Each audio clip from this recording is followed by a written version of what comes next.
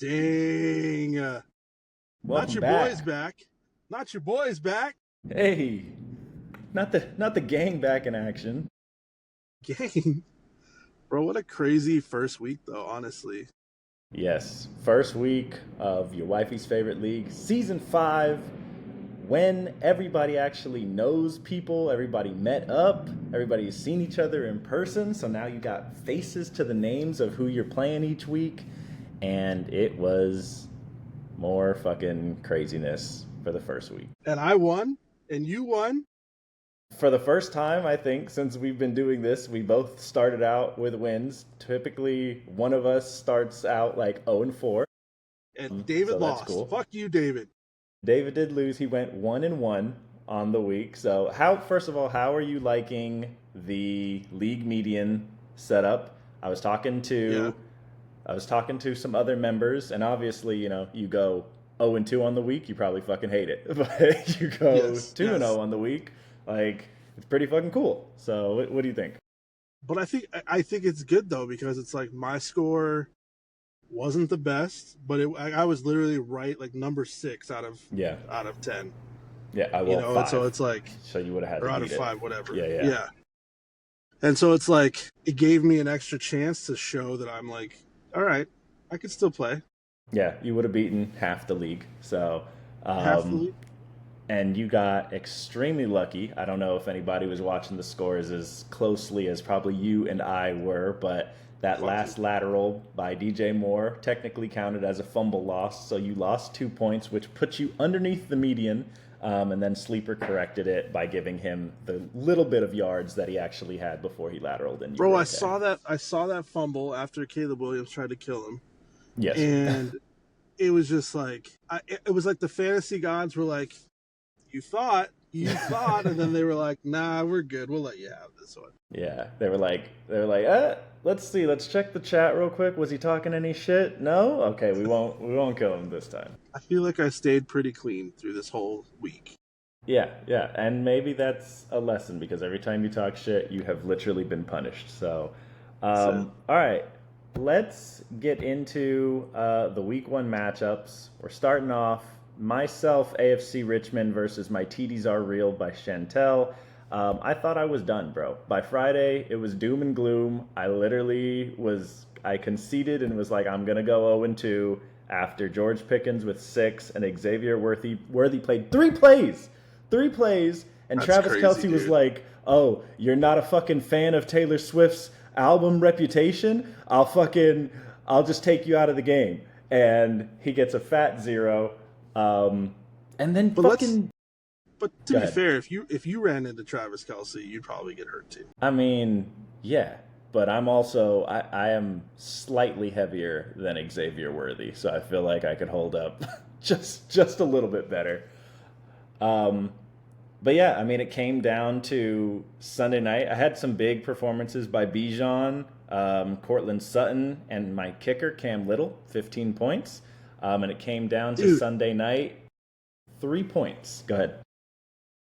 the fucking Falcons are probably my biggest surprise of so far. I mean, I know I they mean, played. I know they didn't play like the best team out there, but it's like they just looked better. I don't know how to they looked explain it. better. Penix, bro. They weren't they had a semi-mobile live arm quarterback, and Don't they jinx him did now. You what know they those shoulder fucking injuries. Hey, all I'm saying is they did what Arthur Smith should have done. Get the ball to your 3 fucking young playmakers, Bijan, Drake London, and Kyle Pitts. Even Kyle Pitts got some action. He had like 8 targets or something. That's what he should have every fucking game. He looks great, man. I mean, I'm not. If I So can get at least that from him every single week, I'll be good to go. But yeah, I thought the Falcons did good. That fucking Bills game was just like we were watching the AFC Championship. yeah, I mean, I hope so. I hope that is the AFC Championship and it's not the fucking Chiefs because then maybe the Bills will be able to make it to the Super Bowl. But It'd be nice. um, yeah, I mean, speaking of that game, it came down. I was 3 points leading going into Sunday night. Chantel with the Ravens defense, and I thought I mean, I had a tiny little chance, like maybe they'll go negative, but 3 points is nothing. And they got -6. 497 yards allowed, 41 points, and only one sack, no turnovers. So, dude, I was fantasy watching gods that game. gave me the bailout. I was watching that game, and Josh Allen was just like less than 2 seconds, and the ball was out of his hand. He was just like on a different level that night.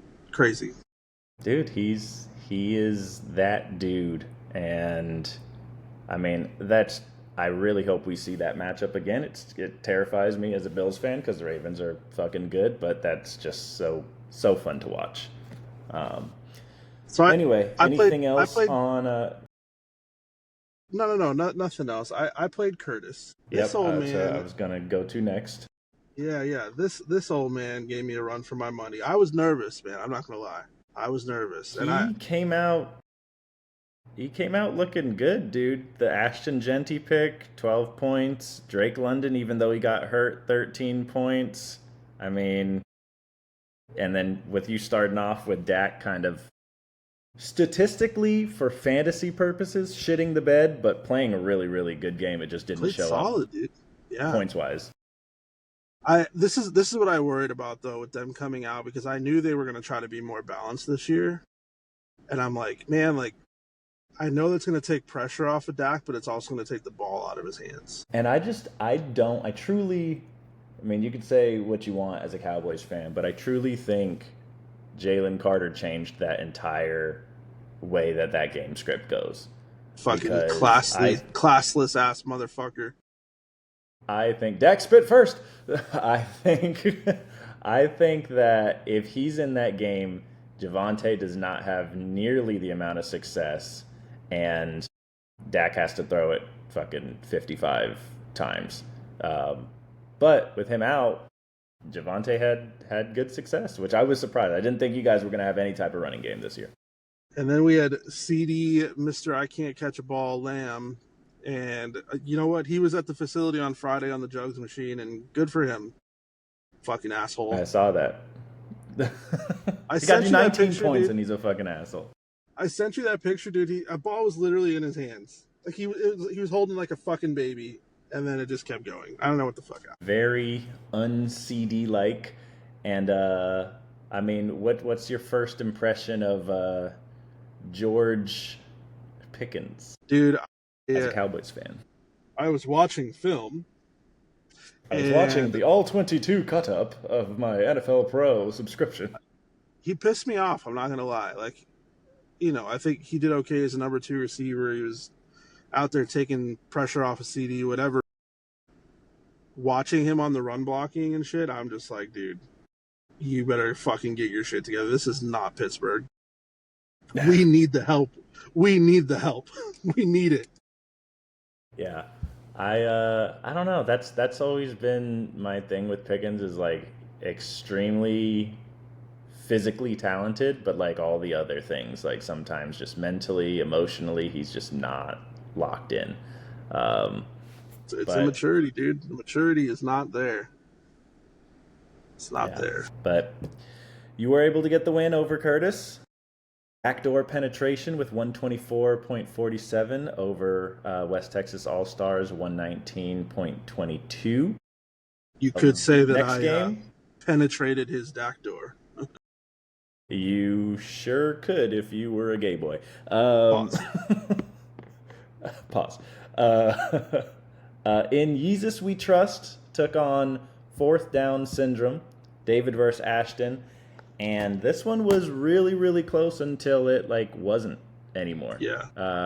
It was actually kind of close into what I think it was last night. David had a 2-point lead, and it was Ashton had the Vikings and Justin Jefferson, and there was a bit in that game where it did not look like JJ McCarthy was that dude, and Justin Jefferson was about to have another week 1 performance where these wide receiver ones just disappeared. And I told you pre-draft, you were like, would you take JJ if he's there? And I'm like, I don't know, because I don't know if McCarthy is going to be that guy. And I thought I was right there for a second, but in that second half, He turned into The something different. dog. The Yeah, dog came out. yeah. No, You I know what's mean crazy is JJ's usually JJ's sorry, go quarterback ahead. proof though. Yeah, I No, I was think gonna so. say I think JJ's so. just quarterback proof a little bit. So Yeah. I What's crazy is like the Zay Flowers Lamar Jackson thing, right? Like David had Zay, Phil had or was it Ashton had Lamar, and it's just like usually a quarterback receiver duo like that, if they both have good games, are gonna like even each other out, like balance it out. But the fucking difference is Lamar's rushing, dude. You cannot deny what he brings to that damn team. It's crazy. It's yeah, crazy. it's I 100% the thing that sets it apart. I feel like I need to stop judging people during the NFL draft because both Lamar What do you mean? Jackson and Patrick Mahomes, I said were going to be bust. I was like, they're going to be bust. They're going to suck. And This is why you're sat at home, not as an NFL analyst or a head coach, and that's right. also a Cowboys fan because you make terrible decisions and opinions about football. Terrible. So Terrible. terrible. But Ashton got the dub, 33 points out of Lamar Jackson, 144.26 to David's 124.69. David did luckily beat the median by like, what, half a point or something. So he went 1-1 on the week. So good luck. Good job, David.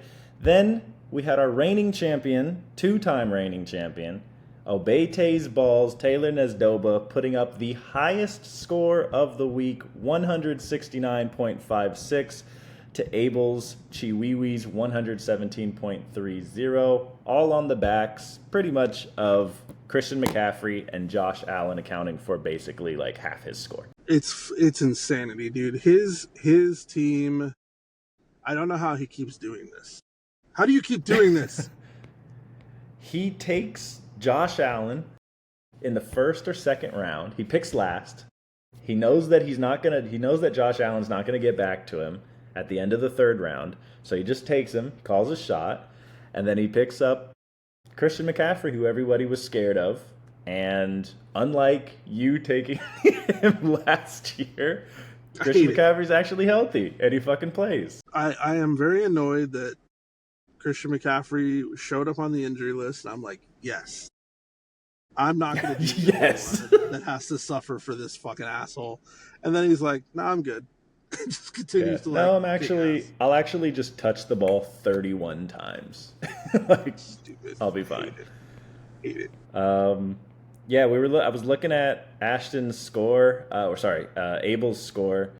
Justin Herbert, 34.9 on his bench. Emeka Egbuka, 23.6 on his bench. Jacoby Myers, 17.7 on his bench. All of those outscored his starters, but still I don't think would have been enough to overcome Nesdoba. 43.76 by Josh Allen is just week winning. Yeah, crazy. Yeah, I agree. I don't think there's any way Abel could have pulled this out. So Abel, don't feel too bad about yourself, buddy. Don't feel too bad, but unfortunately, had you played one of those guys, you probably would have beaten the median and you would have went 1-1. So sorry for that, bro. Yeah.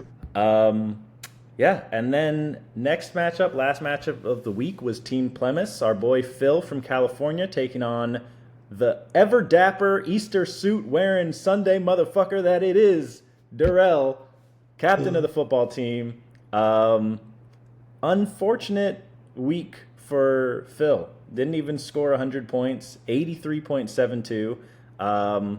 Durrell's team, 111. Still picked up the win, but did not beat the median, so he gets that 1-1 record.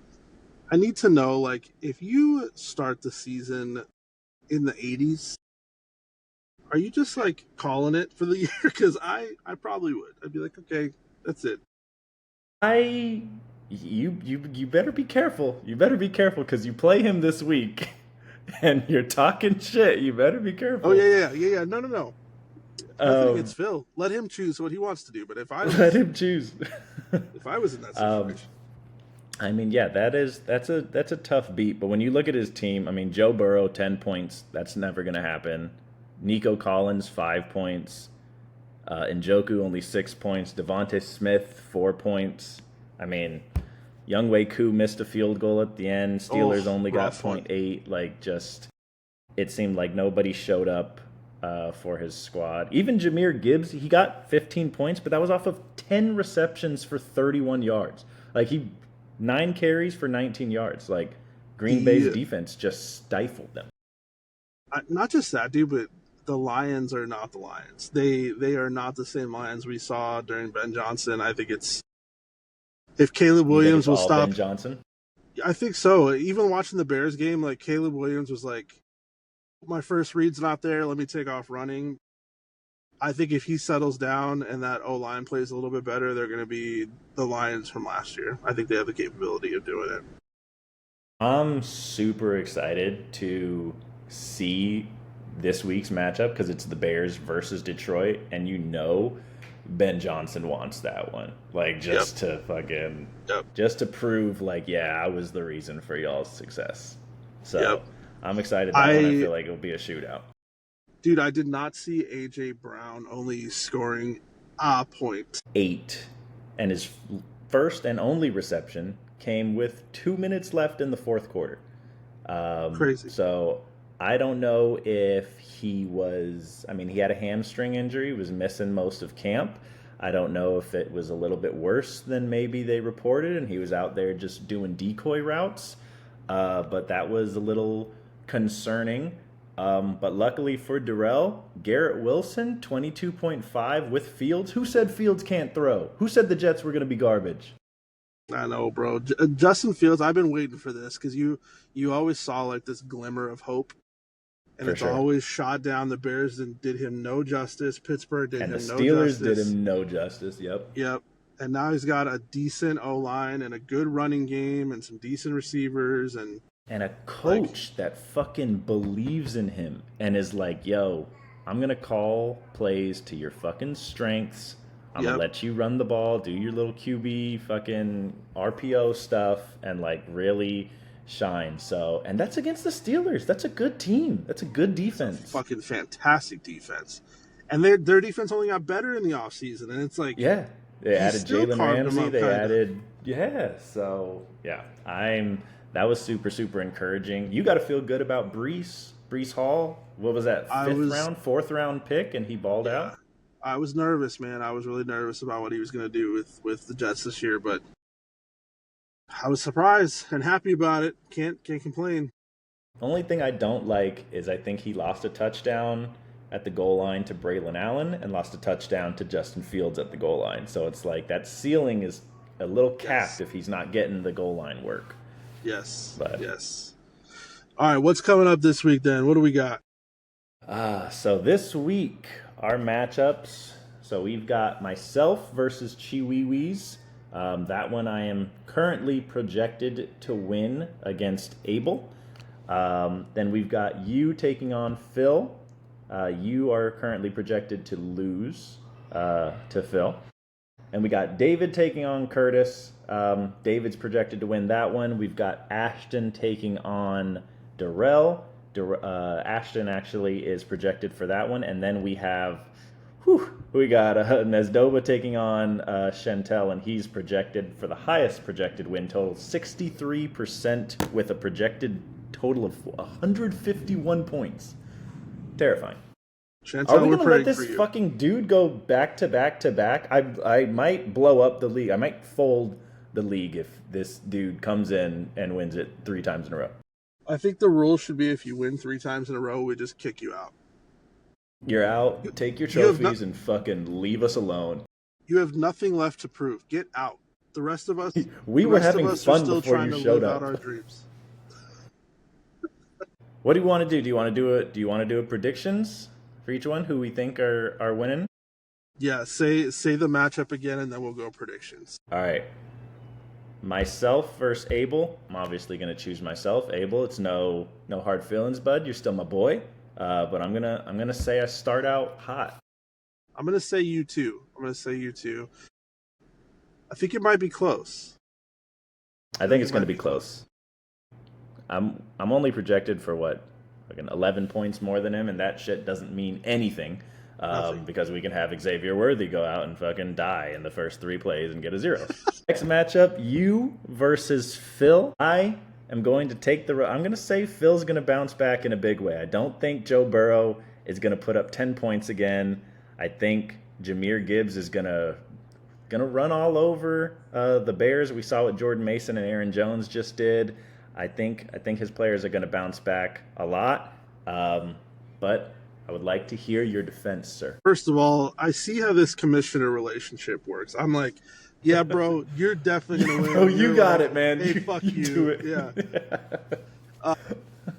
I think Dak and CD are gonna bounce back. I think CD's gonna put up 20 plus. It's the New York Giants, and I feel like we can run the ball against them, and that's gonna open up the passing game. And I would expect George Pickens to also have a good game. Yet again, me supporting you asshole. Yeah, yet again, you telling me to start George Pickens, and he got me 6 points last time. So what should I do with that information? I will say this. I did swap out Golden for Travis Hunter. I knew that was coming. So we're going to see how that works out. But I think my biggest concern is Kyle Pitts, because if I remember correctly, I think they're playing Minnesota. They are playing. I don't think it's Minnesota. Way off. I think it's Houston.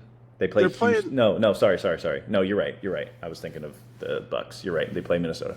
Minnesota has been really strong against tight ends, and so that's pause. That's what I'm kind of worried about is that matchup. Do you feel better if Drake London is out because he hurt his shoulder and he's looking like he might not? Who knows? He might not play. He got an AC sprain. So if Drake London is out, let's get some extra volume, or I think it helps. Make you feel confident. I think it would help the target share, but at the same time, I feel like teams are like, Kyle Pitts is one not less a concern. weapon to kind of take away. Yep. Oh, Kyle Pitts is not a concern, and now that Drake London's out, now we have plenty of defense to go around. So yeah, but I think I'm going to beat Phil. Sorry, Phil. All right, so we're split on 1-1 on that. David versus Curtis. I'm looking at it right now. I think it is going to be David. He had put up a good point total last week. I think he scored basically the same as you. You ended up winning. He was just matched up in a better or a worse matchup. But Curtis has Drake London. I don't know if he's going to play. And the vibes in Miami are fucking terrible. Where the fuck is Tyreek Hill? Where's Jalen Waddle? Well, Jalen Waddle's in the medical tent, actually. But everything else is horrible. We know where to find Jalen Waddle. He's holding a body part somewhere. He is somewhere being held together by glue. I am not surprised if Mike McDaniel is fired after this season. The Dolphins look fucking terrible. They look so bad. Hot take, McDaniel doesn't make it through the season. He's out before the season. You think so? I am almost positive. I don't think they make it past week 8. Okay. I think if he does go out mid-season, it's tied to gang sign to a being hurt. Was that what you were doing? Your fucking screen was all glitching, so I didn't know. Yeah. That's terrible. You're going to hell. I don't support this. So you said David as well? I think David. Say David on that one. Sorry, Curtis. Right. I love you, bro. We've got Ashton versus Darrell. Ashton put up the second highest point total last week. Darrell was underneath the median, but was matched up against Phil. Looking at the squads, I mean, Darrell's got Jaden Daniels against Green Bay. That might be tough. Green Bay looked good. He's got Saquon. A.J. Brown, you got to think, has a bounce-back game, though. I think he does, yeah. But I don't think Darrell pulls it out against Ashton. I just don't. Yeah. I mean, Ashton's got Lamar Jackson going up against Cleveland, JJ versus ATL. I mean, and Travis Etienne looked good, and they just traded away Tank Bigsby. They did, yep. That's crazy. He might have the backfield all to himself. So yeah, I think I am also going to lean Ashton on that one. Last matchup, Nesdoba versus Chantel. Josh Allen, Christian McCaffrey, Trey McBride. Currently, Chantel does not have a tight end in her lineup, so just so you know, because she lost who, George Kittle to IR. who do the Bills play? Jets. Oh, Which, if slaughterhouse. 41-year-old Aaron Rodgers can do that to them, I think it might be another Josh Allen masterclass. But those in division games are a little squirrely. So crazy shit happens. I would assume here that Taylor is going to continue his path of destruction. Yeah. All right, we're in agreement there then. Rest in peace, rip to Chantel for missing the median by 0.5 points. Fuck. She's that close. That close to going 1-1 on the week. In a week that I definitely had already given her the win, thought she was good. To not only have me kind of come back, but then also miss the median by 0.5. Sorry, Chantel. Love you, girly. Yeah, that sucks. All right, bro. Week 1 in the books. Week 1 is in the books. Everybody on here that's watching this, you heard Rich. He's fucking... actually, that was off camera. He said he's in this for 17 straight weeks, y'all. 17 straight weeks. Don't let us miss an episode. Be on his head. I'm on this shit. I even made a new intro, which you should have seen at the beginning of this. So here we are. All right. Well, I'm very excited. Week 1 is in the books. Week 2 starts on Thursday night. Have a good one, y'all. Later.